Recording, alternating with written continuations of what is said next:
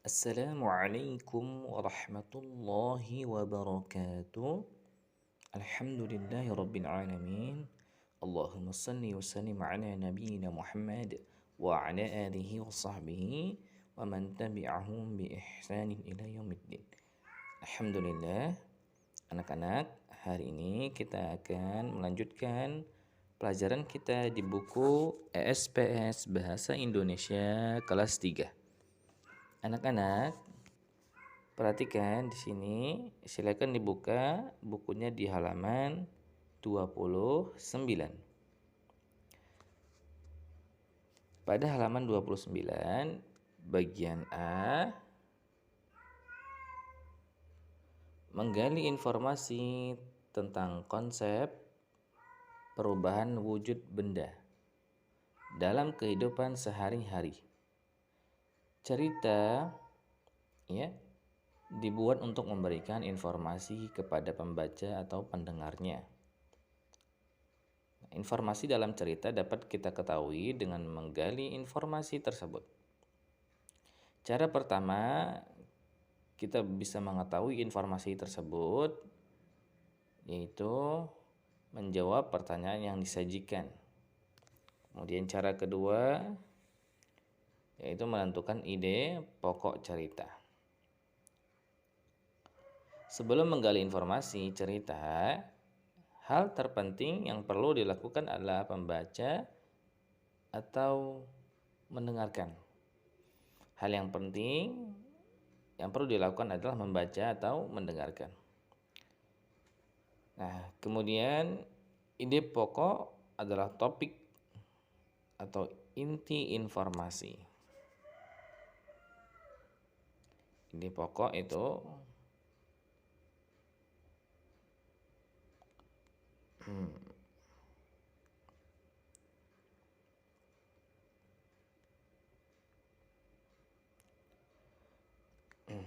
ide pokok adalah topik atau inti informasi dari suatu paragraf atau teks. Ide pokok cerita berisi informasi. Ya, informasi penting dari suatu cerita. Ayo bacalah teks berikut ini. Nah, di sini ada teks, ya. Ini ada teks.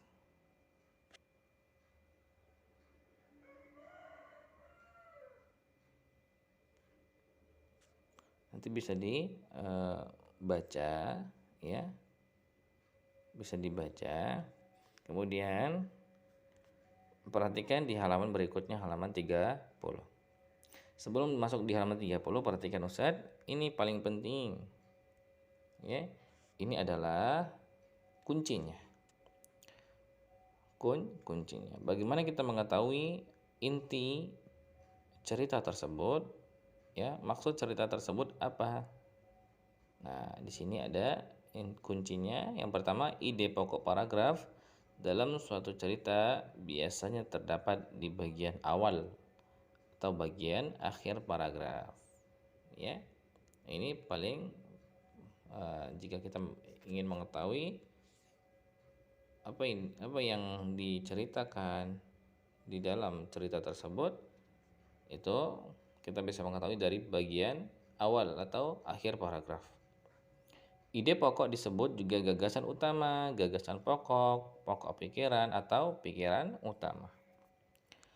Ide pokok dapat ditentukan dari kalimat utama suatu paragraf. Oleh sebab itu, ide pokok dapat ditentukan dari kalimat awal atau akhir paragraf. Nah, kita lihat langsung pada halaman 30. Nah, setelah kita membaca, ya, tadi sudah Ustadz sampaikan bahwa silakan dibaca nanti teksnya. Ya, Mita berlari ketakutan mencari ibunya. Nah, di sini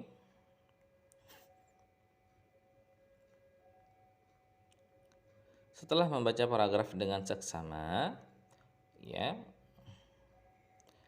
kamu akan mendapat beberapa informasi. Berikut beberapa informasi penting yang kamu dapatkan setelah membaca paragraf pertama. Paragraf pertama, perhatikan paragraf pertama. Ustadz garisi paragraf pertama. Paragraf pertama itu letaknya di sini. Kita balik di halaman 29. Nah, sampai Mita berteriak sambil mencari ibunya. Nah, ini paragraf pertama. Nah, informasi atau ide pokok yang bisa kita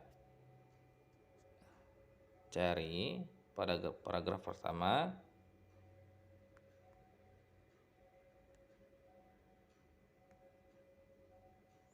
nah itu ada di bukunya sini, perhatikan. Mita berlari.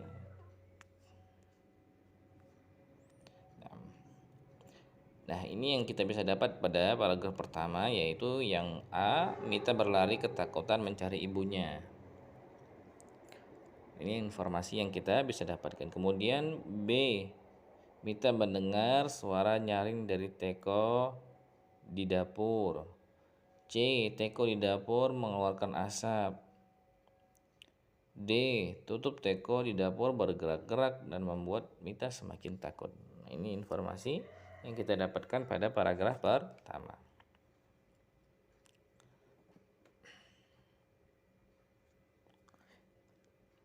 Kemudian nanti setelah ini bisa dibaca yang bagian ini, ya. Tambahan nanti bisa dibaca secara mandiri. Nah, perhatikan Ustadz di sini. Di sini ada cerita, ya, kita langsung saja yang Ustadz garis ini cerita tentang hilangnya es batu dalam segelas es sirup. Tentang hilangnya es batu dalam segelas es sirup. Nah, kita menjawabnya, ya, jawabannya ada di halaman 31. Silakan diisi bagian yang kosong dengan jawaban yang sudah tertera di sini. Nah, ini sudah tertera, tinggal dicocok, ya, dicocokkan.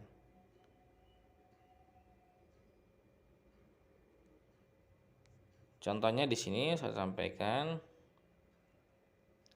adalah Ajeng tampak senang melihat. Kita lihat di halaman 31. Manakah yang lebih cocok? Nah, Ustadz memilih di sini melihat es batu. Melihat es batu.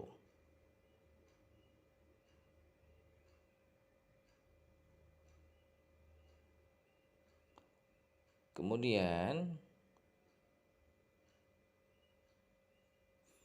sebentar, Ustadz ulangi lagi. Nah, 2 gelas.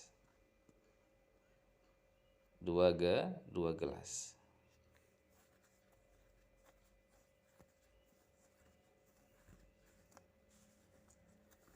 Kita tulis di sini, ya.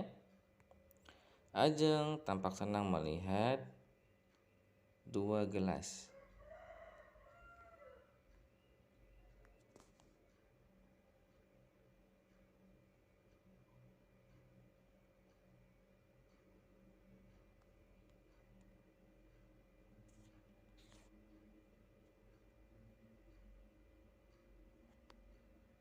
Nah, 2 gelas es sirup mangga di meja makan.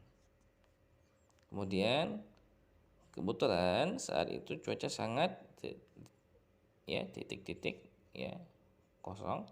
Silakan nanti dicocok-cocokkan mana jawabannya di antara kosa-kosa kata di sini. Kemudian di sini, ya, tidak dikerjakan, yang Ustadz silangin tidak dikerjakan. Kita langsung pada halaman 31 bagian bawah, yaitu kuis. Kuis. Dengarkan kembali cerita hilangnya es batu dalam segelas sirup. Jawablah pertanyaan-pertanyaan berikut. Tuliskan jawabanmu di buku tugas. Maksudnya di buku tulis bisa, ya, jawabannya. Nomor 1, perhatikan. Nomor 1, Benda apa yang menurut Ajeng menyegarkan? Nanti bisa ditulis. Dan mungkin itu saja yang saya sampaikan, mudah-mudahan bermanfaat. Kita akhiri tugasnya nanti, Ustadz ulangi. Yang pertama yaitu melengkapi kalimat yang kosong pada teks hilangnya es batu dalam segelas es sirup. Ya, jawabannya sudah ada di sini. Silakan dicari kosakata yang benar. Kemudian yang kedua yaitu pada kuis di halaman 31.